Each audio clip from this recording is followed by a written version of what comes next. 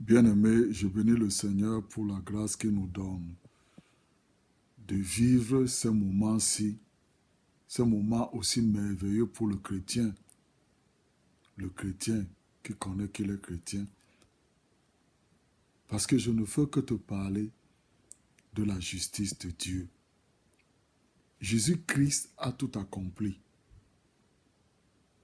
Toi et moi, nous avons hérité d'Adam les maladies, vieillir, la pauvreté et à la fin, la mort. Toutes ces choses-là sont des malédictions.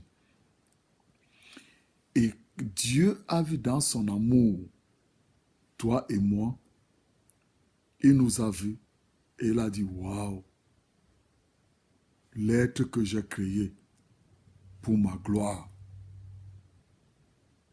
Et il a envoyé son fils Jésus-Christ dans ce monde pour prendre ta place, pour prendre ma place. Il est venu dans un corps comme le mien, comme mon corps et comme ton corps. Mais il a vécu dans ce monde sans péché. Et il a pris sur lui la condamnation. Parce que la parole de Dieu dit que le salaire du péché, c'est la mort. Tu ne meurs pas tout de suite quand tu as péché. Tu vas encore vivre, mais tu as déjà creusé ta tombe si tu vis dans le péché. Mais Jésus-Christ est venu dans ce monde sans avoir péché. Et il a pris sur lui toutes les condamnations qui sont le résultat des choses que Adam a apportées sur toi et moi. Tu sais, Adam nous a poussés à mais il y a même certaines choses que toi et moi nous faisons sans nous en rendre compte que c'est des choses qui nous amènent à la mort à cause d'Adam. Donc Dieu a fait venir Jésus dans ce monde afin que maintenant, si nous acceptons Jésus, comme lui, il a pris tout le pouvoir du péché et toutes les conséquences du péché, et il a pris la dernière partie, la fin du péché, qui est la mort. Il est mort. Et sa résurrection d'entre les morts prouve que tous ceux qui l'acceptent comme son sauveur personnel ne sont plus dans la condamnation du péché. Écoute-moi très bien. Ça ne veut pas dire que tu ne vas pas faire des erreurs. Tant que tu vis dans ce monde, tu vas faire des erreurs. Mais la chose que tu dois comprendre, c'est que tes péchés ont été pardonnés. En Adam, tu es pécheur. En Jésus-Christ, tu es la justice de Dieu en Jésus-Christ. 2 Corinthiens 5, de 17 à 21, te le dit, que tu es une nouvelle créature. Lis ta Bible.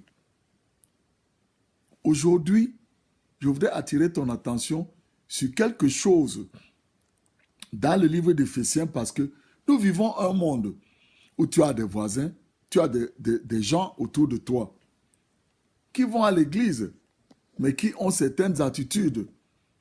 Et parfois, tu vas aller les imiter. Tu te dis que, s'ils ont fait ça pour avoir l'argent, toi aussi tu vas faire ça. Frères et sœurs, ce n'est pas comme ça que le chrétien doit faire. Ici, Paul exhortait les chrétiens d'Éphèse. Dans Éphésiens 4, à partir du verset 17, il a parlé de la vie de ces mauvaises personnes qui s'infiltraient dans l'église pour apporter d'autres doctrines. Mais toi et moi, il dit au verset 20, « Mais vous, ce n'est pas ainsi que vous avez appris Christ. Si du moins vous l'avez entendu, et si conformément à la vérité qui est en Jésus, c'est en lui que vous avez été instruits à vous dépouiller, eu égard à votre vie passée du vieil homme qui se corrompt par les convoitises trompeuses, à être renouvelé dans l'esprit de votre intelligence et à revêtir l'homme nouveau, créé selon l'image, créé selon Dieu, dans une justice et une sainteté que produit la vérité. Une justice et une sainteté qui produit la vérité. Je m'arrête au verset 24. Et il dit, si tu as connu Christ, si tu l'as connu, que Jésus-Christ est venu dans ce monde, dans un corps comme le tien, sans péché, mais il a pris le salaire de péché sur lui. Il a pris la condamnation. Et de ces meurtrissures, tu es guéri. Il est devenu pauvre pour que tu deviennes riche. Il a pris la malédiction qui faisait que tes enfants se rebellent contre toi. Tes enfants vont faire d'autres choses qui ne glorifient pas Dieu. Il a pris tout ça. Le problème pour toi, c'est que tu ne connais pas, tu es ignorant. Et ton ignorance te fait être encore victime de ces choses. Voilà pourquoi je te dis que tu es juste devant Dieu. La parole de Dieu dit que tu es une nouvelle créature. Et en tant que nouvelle créature, tu es juste devant Dieu. Et si tu es juste devant Dieu, même si tu fais une erreur, tu vas demander pardon à Dieu. Mais ça ne veut pas dire que la bénédiction de Dieu que Dieu a destinée pour toi ne va plus marcher pour toi. Le péché ouvre la porte à la destruction. Le péché va te faire vieillir prématurément. Mais quand tu déclares que je suis la justice de Dieu en Jésus-Christ, ce qui se passe dans ta vie, c'est que tu revêts l'homme nouveau. Il dit ici qu'au verset 23, à être renouvelé dans l'esprit de votre intelligence. Ça veut dire que tu dois être renouvelé dans l'esprit de ton intelligence. C'est le Saint-Esprit qui doit faire ça. Voilà pourquoi chaque fois que tu dis, je suis la justice de Dieu en Jésus-Christ, le Saint-Esprit rend témoignage à ton esprit que tu es enfant de Dieu. Et ça commence à travailler dans toi. Ça travaille dans toi. Et un jour, boum, tu es surpris que les choses que tu faisais, les mauvaises choses que tu faisais, tu ne les fais plus. Tu te rends compte maintenant que avant que tu n'aies prié, les bonnes choses te sont déjà arrivées. Ça dit que tu penses seulement à quelque chose, tu dis que waouh, Seigneur, j'aimerais avoir telle chose, la chose arrive. Pourquoi la parole de Dieu dit que la prière du juste est d'une grande efficacité devant Dieu. Alors, si ta prière n'est pas exaucée, c'est parce que tu ne sais pas que tu es juste. Parce qu'avant de demander quelque chose à Dieu, tu vas commencer, tu laisses le diable te rappeler que hier tu as fait ceci, tu as mal répondu à ton mari, ou toi le mari, ta femme t'a reproché ceci, cela, ou alors toi l'enfant ceci, cela. Non! Tu déclares, je suis la justice de Dieu en Jésus-Christ. Bien-aimé, sois renouvelé dans l'esprit de ton intelligence.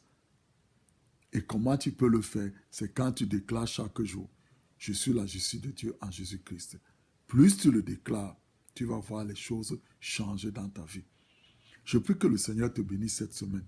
N'oublie pas, la parole de Dieu dit que les bénédictions de l'Éternel sont sur la tête du juste. Donc si tu connais que tu es juste, tu es béni. Les bonnes choses vont t'arriver. Ça va t'arriver. Alors il est très important que tu saches que en tant que chrétien, tu es juste devant Dieu. Et comme tu es juste devant Dieu, les bonnes choses vont t'arriver cette semaine.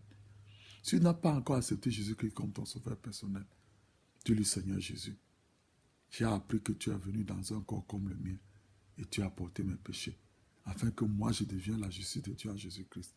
Je te remercie parce que tu as fait. Tu as pardonné mes péchés. À partir d'aujourd'hui, je t'accepte comme mon sauveur personnel. Si tu le fais, je prie que le Seigneur te conduise dans une église où on va t'enseigner que Jésus est venu en homme comme toi et il a porté toutes les conséquences de tes péchés pour te faire devenir le Fils de Dieu, pour te faire devenir juste devant Dieu, quelqu'un sur qui les bénédictions de Dieu courent après chaque jour. Que le Seigneur te bénisse cette semaine.